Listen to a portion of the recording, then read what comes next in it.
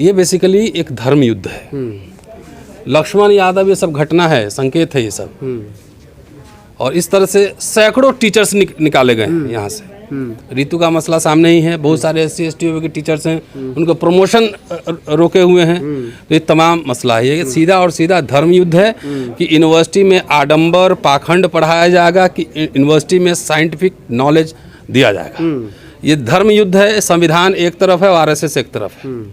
ये सीधा बुद्धिवाद और आस्था के बीच लड़ाई है। तो मुझे कुछ अटपटा नहीं लग रहा है, लेकिन ये है कि अगर चुप रहें तो ये उसी तरह से है कि जब आप दाना खाते रहते हैं तो एक मुर्गा कटता है, दूसरा दाना चुगता रहता है कि मेरा नंबर नहीं आएगा, अगली बार पता लगता है कि उसी का नंबर आ गया। तो विश्वविद्यालय किस शब्द से बना है? विश्व से। इसका मतलब दुनिया के तमाम जो विचारधारा है वो आएंगी जाएंगी, यहाँ पर विमर्श होंगे, तमाम होंगे। RSS के लोग भी यहाँ पे हैं, यहाँ पे अम्बेडकरवादी भी रहेंगे, सब समाजवादी भी, तमाम तरह के लोग रहेंगे, विमर्श होगा। लेकिन इस सरकार में, मोदी सरकार में, जो कि RSS के खुद जो है प्रधानमंत्री कह रहा हूँ, वाइस चांसलर प्रिंसिपल तो छोटे मोटे लोग हैं, ये पूरा यूनिवर्सिटी को जो है कैप्चर, एक तरह लग रहा है कि भारत को उन्होंने कब्जा कर लिया है, यूनिवर्सिटी को कब्जा कर लिया है। सारा का मैं अपील कर रहा हूँ कि आप एक बार जितने प्रिंसिपल बने हैं, जितने प्रोफेसर प्रमोट हुए हैं, जितने अपॉइंटमेंट हुए हैं, उस सब का एक बार जो है आप खाली एक इंक्वायरी करवा लीजिए, मार्कशीट सर्टिफिकेट इंक्वायरी करा लीजिए, आर्टिकल पता करा लीजिए। आधे लोग जेल में रहेंगे, मैं बहुत जिम्मेदारी के साथ कह रहा हूँ, आधे लोग जेल में रहेंगे। तो ये फर्जीवाड़ा लोग फर्जी करके जितने यहाँ काबिल लोग पढ़ाने वाले, लंबे समय से पढ़ाने वाले लोग हैं, वो सबको हटा के और सीधे सबका मोबाइल चेक किया जाए। एक्सपर्ट, प्रिंसिपल और जितने VC नॉमिनी आए हैं, सबका मोबाइल नंबर चेक किया जाए, उसका बातचीत किससे किया है, किससे किस समय बात किया, इंटरव्यू कब हो रहा है, सब आपको दूध का दूध पानी का पानी सामने आ जाएगा। बेसिक बात है कि RSS की विचारधारा जो डाइसेंट को बर्दाश्त नहीं करती है, डाइसेंट को बर्दाश्त नहीं करती है। वो चाहती है कि यहाँ पे एकदम पूरा और पूरा मनुस्मृति पढ़ाई जाए। हिंदू स्टडी सेंटर खुल रहा है, यहाँ गोमूत्र गाय ये सब पढ़ा जाए। यूनिवर्सिटी इस काम के लिए बना था। इसलिए एक तरफ मैं कह रहा हूँ कि एक तरफ अंबेडकर, जवाहरलाल नेहरू, गांधी की विचारधारा होगी, उनमें वेरिएशंस होंगे, और ये तीनों जो है गोलवलकर और सावरकर के विचारधारा के खिलाफ थे। और लग रहा है कि RSS ने इस देश पे कब्जा कर लिया है। इसलिए ये घटना नहीं, ये संकेत है। इस तरह की घटनाएं होंगी, इसलिए पूरे नेशन वाइड इनके खिलाफ आंदोलन चलाने की जरूरत है। इनको सबसे पहले इनको हराना जरूरी है। ये सबसे अहम मुद्दा है, क्योंकि ये कुछ मतलब कहीं आप चिट्ठी लिखिए वाइस चांसलर को, प्रिंसिपल कोई जवाब नहीं देगा। अरे वाइस चांसलर के अंडर में थोड़ी ही काम करते हैं हम प्रिंसिपल के अंडर में थोड़ी ही काम करते हैं। वो कलीग है, वो एडमिनिस्ट्रेटिव हेड होंगे। तो मैं कुछ लिख के दूँ, कोई जवाब नहीं, लेकिन उस संघ कार्यालय से कोई लिख के आ जाएगा, RSS का संघी लिख के देगा, तो उस पर तुरंत कार्रवाई हो जाएगी। ये प्रेस वार्ता करना, अपनी बात रखना, ये तो हमारा फंडामेंटल राइट है। तो क्यों पुलिस हमसे फ़ोन करके पूछ रही है? अभी शाम में भी एक स्टाफ आया, बोला कि यहाँ के क्लिपिंग चाहिए। बोले शाम में जाओ, पूरे सोशल मीडिया पे क्लिपिंग मिल जाएगा। तो ये हाल है। लग रहा है कि देश दोबारा जो है ये गुलाम बन गया है, ये मनुस्मृति या गुलाम बनाने की तैयारी है। इसलिए इसको खाली आप सिम्टम समझिए।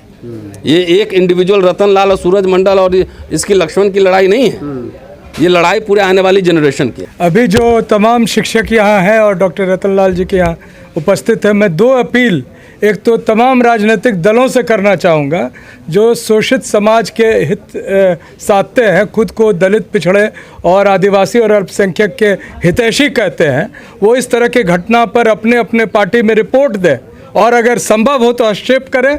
और दूसरा, मैं तमाम ऐसे लोग जो इंसाफ पसंद है, संविधान के पक्ष में, उनसे पूछता हूं कि विश्वविद्यालय को RSS मुक्त होने के लिए क्या आप लोग भारत बंद में साथ देंगे कि नहीं, इस पर विचार करें।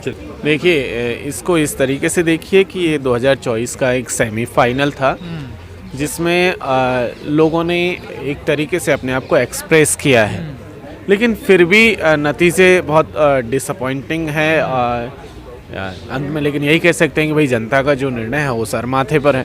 लेकिन एक चीज़ ये देखिए कि इन 5 राज्यों के चुनावों में बहुत कुछ चीज़ें नई देखने को मिली, खास करके राजस्थान और मध्य प्रदेश के केस में, छत्तीसगढ़ के केस में, जहाँ पर कि जो न्यू ट्राइबल ग्रुप्स थे, ट्राइबल पार्टीज़ थी, उन्होंने जिस तरीके से इलेक्शन को लड़ा इस बार, और एक पार्टी भारत आदिवासी पार्टी तो पहली बार चुनाव लड़ रही थी, जिसकी परफॉर्मेंस भी आप सबके सामने की बहुत बेहतरीन रही जी। उन्होंने टोटल 4 सीटें जीती है, जिसमें 3 राजस्थान के भीतर है, 1 सीट जो है उन्होंने मध्य प्रदेश के भीतर जीती है, जो कि अपने आप में एक बहुत ही तारीफ के काबिल है। जी, कई सीटों पर सेकंड नंबर पर भी रही है वो। जी, अगर हम लोग देखें तो भारत आदिवासी पार्टी ने स्पेशली राजस्थान के भीतर 27 सीटों पर चुनाव लड़ा और जो मध्य प्रदेश के भीतर 8 सीटों पर चुनाव था और इन चुनावों के परिणाम जिसको देखें तो लगभग उन्होंने 3% के आसपास टोटल वोट हासिल किए राजस्थान और मध्य प्रदेश में मिला करके।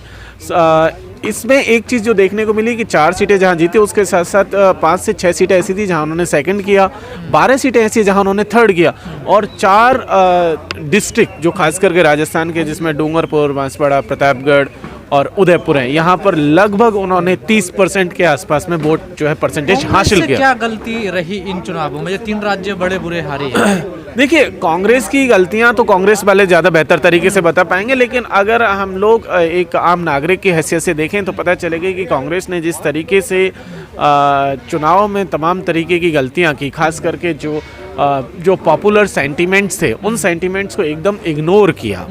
चाहे वो आदिवासियों के मसले हों, चाहे दलितों के मसले हों, चाहे पिछड़े तबके के मसले हों, चाहे महिलाओं के मसले हो। जैसे कि एग्जाम्पल के तौर पर आप देख लीजिए तो छत्तीसगढ़ में पिछले 2 साल से सिलगीर में आदिवासी लगातार आंदोलन कर रहे हैं और उनको कभी भी जो है उनके साथ बातचीत नहीं करने की कोशिश नहीं हो, जबकि छत्तीसगढ़ में 32% आदिवासी है। इसी तरीके से मध्य प्रदेश के भीतर लगभग 21% आदिवासी हैं, लेकिन उनको भी जो है कम्प्लीटली इग्नोर किया गया। यही दलितों के साथ सीन है, लगातार जो है एट्रोसिटीज़ उनके ऊपर हो रही है, लेकिन सरकार खास करके कांग्रेस की जो चाहे राजस्थान में सरकार रही हो चाहे जहां पर सरकार नहीं थी वहां पर भी उनको कंप्लीटली जो है वाइप आउट कर दिया गया, उनको इग्नोर किया गया और उसका खामियाजा जो है लगातार उनको उठाना पड़ा। पर कांग्रेस तो धीरेन्द्र शास्त्री को साथ लेकर घूम रही थी, हिंदू बनने की कोशिश कर रही। देखिए, यही वो पॉलिटिक्स है जिसपे कि वो लगातार पिछले कई सालों से कोशिश कर रहे हैं, लेकिन जब देखिए आप अगर हिंदुत्व की पॉलिटिक्स करेंगे तो वो तो ओरिजिनली में बीजेपी कर रही है, उससे ही लोग परचेज कर लेंगे। आपको हिंदुत्व की पॉलिटिक्स क्यों?